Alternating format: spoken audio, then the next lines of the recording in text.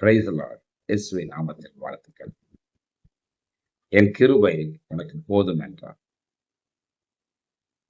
கிருபை ஒரு மிகப்பெரிய தரிசனத்தை நிறைவேற்றுகிறது. நோவா என்ற பக்தன் தேவனுடைய பார்வையில தெரிந்து கொள்ளப்படும் போது நோவாவுக்கு கர்த்தருடைய கண்களில் கிருபை கிடைத்தது. கிருபை பாருங்க, தேவனுடைய மிகப்பெரிய கோபம் பற்றி எரிகிற சூழ்நிலையில அந்த கிருபை இவரை தரிசனத்துல நடத்துகிறது.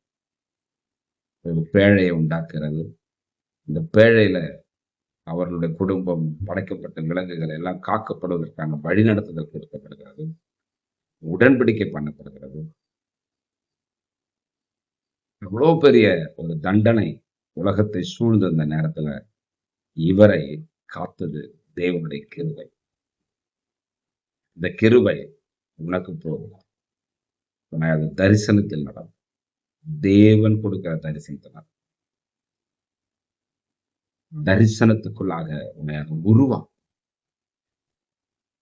உலகம் எப்படி வேணா இருக்கலாம், ஆனா கிருபை தேவனின் தரிசனத்திற்குள் உன்னை நடத்தும், நம்மை நடத்தும். இந்த கிருபை உனக்கு போதும். ஆமென்.